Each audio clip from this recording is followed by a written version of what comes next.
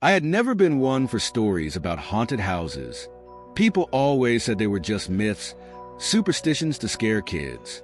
But when I moved into the old mansion on Elm Street, I quickly realized that some stories were not just stories. The house had been on the market for years, its price constantly dropping as no one seemed to want it. The realtor told me it had character. The word stuck with me, though it wasn't the first thing I would have called it. It was large, too large for one person, and the halls were dark, even during the day. The paint on the walls peeled in places, and the floors creaked with every step, as though the house were alive and trying to warn me.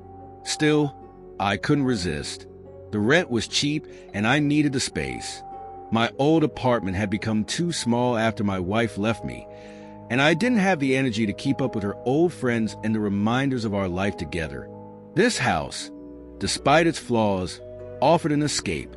At first, the place felt like any old building. It wasn't until the first night that I felt a real unease. I was sitting on the couch, flipping through old magazines, when the lights flickered. I thought it was a power surge, but then they went out completely, plunging the room into darkness. I fumbled for my phone, but before I could even turn the flashlight on, the lights came back. It was as if someone had just flipped a switch. That was odd, but I thought nothing of it and went to bed. It was the next day when I found the first clue, an old key hidden beneath a floorboard in the attic. The attic was filled with forgotten things. Old furniture, trunks, boxes filled with yellowing photographs, and clothes that had long been out of fashion. But the key was what caught my eye. It was small and rusted, with an intricate design etched into the metal. I wondered if it had anything to do with the large, locked door I had noticed at the end of the hallway. The door was hidden behind a tattered tapestry that no one had bothered to remove. Curiosity gnawed at me. That night, I went back up to the attic and, with the key in hand, approached the door. The lock clicked open easily, the wood groaning as the door swung inward. What I saw inside made my heart race. It was a small room, barely big enough for a bed and a chair. The walls were lined with shelves, but what made me freeze in place was the strange markings on the floor. They were old symbols, painted in what looked like dried blood. At the center of the room was a blackened circle, the paint worn away in places, as though something had been dragged across it repeatedly. I stepped into the room, feeling a chill wash over me. There was an oppressive air to it, as though the space had been untouched for decades. I looked around, and on the far wall, I saw something that made me gasp. A painting, framed and crooked, depicting a figure standing in front of the house. The figure was shrouded in shadows, but what struck me was the face. It wasn't a person at all. It was a hollow, featureless face, like a mask, with deep black voids where the eyes should have been. I didn't know what to make of it, but I felt like I needed to get out. I was shaken, my pulse quickening as I hurriedly locked the door behind me. The key still burned in my hand, and for a moment, I considered throwing it away. But I didn't. Something told me the key was important. Somehow, it was all connected. The next few days were when things began to spiral. The house was no longer just old. It felt as if it were alive, watching me. I would hear whispers late at night, faint and indistinct, like someone was speaking just beyond my door. The temperature in my room would drop suddenly, and I would see my breath in the air, even though the heat was on. The lights flickered more often, and it felt like I was always being followed. But it wasn't until the third night that I truly realized I wasn't alone. I was in the kitchen late, making myself a cup of tea, when I heard something coming from the hallway. It was soft but unmistakable, the sound of footsteps. I froze, the cup of tea hovering halfway to my lips. The footsteps grew louder, closer, as though someone or something was walking toward me. I looked down the hallway, my heart hammering in my chest. The house was silent now. Nothing. No footsteps. I shook my head, trying to shake off the feeling of being watched. But as I turned back toward the kitchen, I saw something in the corner of my eye. A shadow, moving across the wall, shifting as if someone were walking in the dark. I ran to the hallway and grabbed a flashlight, my breath shallow and uneven. When I reached the end of the hall, I found that the locked door was slightly ajar. It hadn't been like that when I had checked it earlier. My hand trembled as I reached for the handle, but before I could open it, I heard a voice. It wasn't a whisper. It was loud, clear, and as though it were coming from the very walls themselves. "Get out." The voice was deep, guttural, and had an unnatural echo to it. My stomach twisted in fear, and without thinking, I turned and bolted from the house. I didn't stop running until I reached the town, gasping for air, my mind reeling with questions. I didn't go back to the house for days, but when I finally did, I found that the door was wide open and the key was gone. I searched the house, but there was no sign of the key, no trace of the strange markings or the room. It was as though it had all disappeared, but I knew it hadn't. I had seen it with my own eyes. I'm leaving tonight. I don't know what's in that house, but I know it's not just a ghost or a figment of my imagination.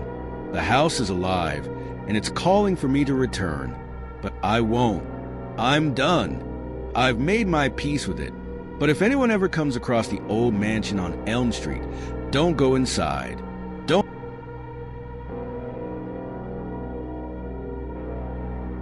I had never planned on staying in the old farmhouse on Hollow Lane. It wasn't even on my radar when I first moved to the town. But when I lost my job and my apartment in the same month, I was left with little choice. The farmhouse was cheap, almost too cheap, and the landlord was eager to get rid of it. He warned me in a casual way that the house had a reputation. But when I asked what that meant, he just smiled cryptically and moved on to the next point in the lease agreement. I didn't think much of it. The farmhouse was isolated, sitting alone at the end of a narrow dirt road, with fields stretching out on either side. Its red brick exterior was worn and faded by time. As I walked through the front gate, I couldn't shake the feeling that something was off, but the rent was so low, and I was desperate. I told myself it was just my nerves. The first few days were quiet, too quiet. The kind of quiet that presses in on you, makes you feel like you're being watched, even when you know no one's around. The air felt thick, and every room I entered seemed colder than the last. I tried to ignore it, chalking it up to the house's age. The floors creaked, the windows rattled with every gust of wind, and I found strange, unexplainable things. Lights flickering when there was no storm, shadows moving out of the corner of my eye, the fane. I would hear whispers, too, soft and unintelligible, like murmurs in the walls. It became a nightly routine, the murmurs starting just as the sun dipped below the horizon. It sounded like voices, but when I tried to focus on them, they always faded into silence. Each night, the whispers became louder, more insistent, until one evening, something changed. I had been sitting in the living room, scrolling through my phone when I heard the distinct sound of a door creaking open upstairs. I froze, my breath catching in my throat. I was sure I had locked every door before sitting down. The house seemed empty, yet there it was. The unmistakable sound of footsteps, slow and deliberate, moving down the hallway above me. I stood up, my heart hammering, and slowly made my way upstairs. The floorboards groaned under my feet, the house protesting every step I took. As I reached the top of the stairs, I saw something that stopped me in my tracks. A door at the end of the hallway, the one that had always been locked, was now slightly ajar. I had never been able to open it, not even when I tried the first day I moved in. The lock was old, the key long gone, but there it was, standing open, as if it had been waiting for me. Something tugged at my gut, telling me to walk away, but my curiosity got the better of me. I approached the door, my hand trembling as I reached for the knob. The door swung open without resistance, revealing a room that seemed frozen in time. Dust covered every surface, but what caught my attention was the painting on the wall. It was a portrait of a woman, her eyes painted with an unsettling intensity. Her gaze followed me as I stepped closer, sending a shiver down my spine. I reached out to touch the frame, But before I could, a sudden noise echoed from below. Something heavy had fallen. I spun around, my pulse racing. The house was eerily still again, and I quickly left the room, closing the door behind me.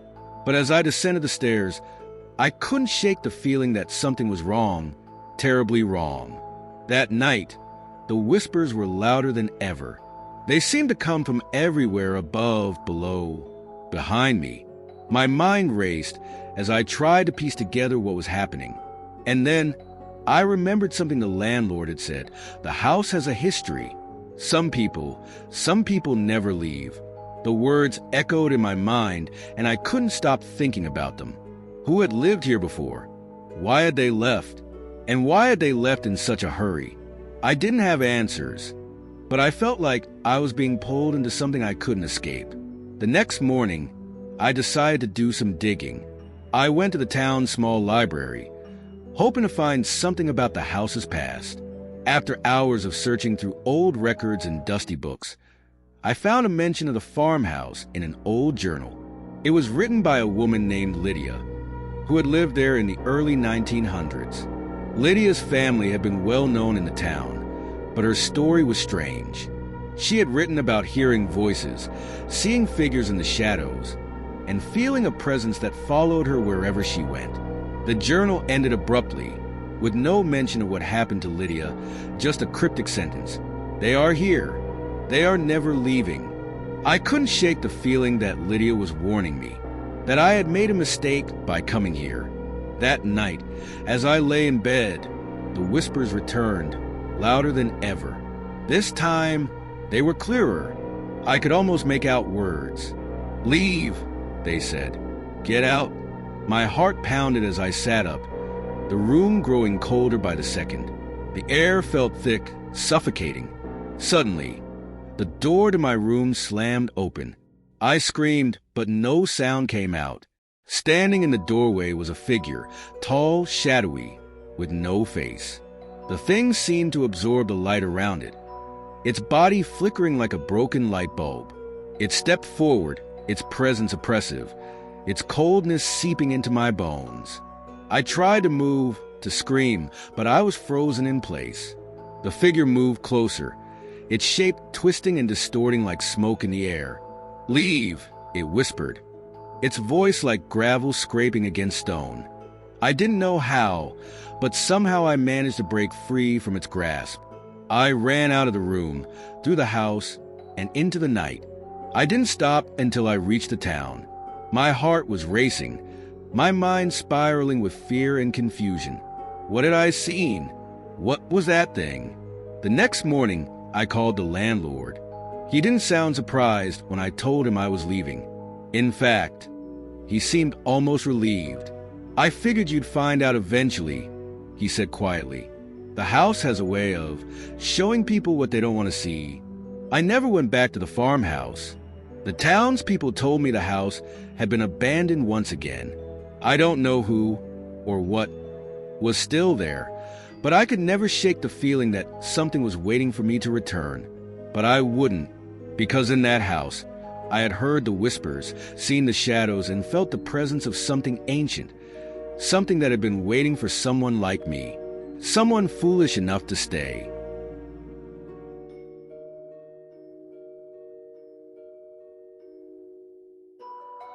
Up the door beyond midnight intrigued him more than he cared to admit. It was said to appear at exactly 3:33 a.m. in the darkest, most abandoned parts of any city, a door that led to places no one could describe, because no one ever returned. At least, no one came back as they were before. Jake had spent weeks preparing, poring over obscure forums and interviewing witnesses who all recounted the same chilling details. The door was ancient, carved with moving symbols that seemed to shift under one's gaze, and stepping through it led to something far worse than death. With his camera strapped to his chest and a flashlight trembling in his hand, he ventured to an abandoned warehouse deep in the industrial district, a place where graffiti-covered walls and rusted machinery whispered forgotten secrets. The air was thick with silence, broken only by the soft hum of the wind slipping through cracked windows. As the minutes ticked closer to 3:33, Jake felt an inexplicable pressure, as if the world itself held its breath. When the moment arrived, he turned a corner, and there it was. A door unlike any he had ever seen, standing impossibly in the middle of the room with no frame to support it. The carvings on its surface writhed like living things, and an unnatural chill radiated from it. Jake hesitated, a flicker of doubt crossing his mind, but curiosity and the thirst for proof overpowered his fear. The door creaked open as he approached, revealing nothing but an abyss of pure blackness, and as he stepped through, the world dissolved around him. He was no longer in the warehouse, but in an endless corridor, its walls pulsating as if alive, and the air was filled with distant, incoherent whispers. Shadows slithered along the edges of his vision, and no matter how far he walked, the corridor seemed to stretch endlessly, bending in impossible angles.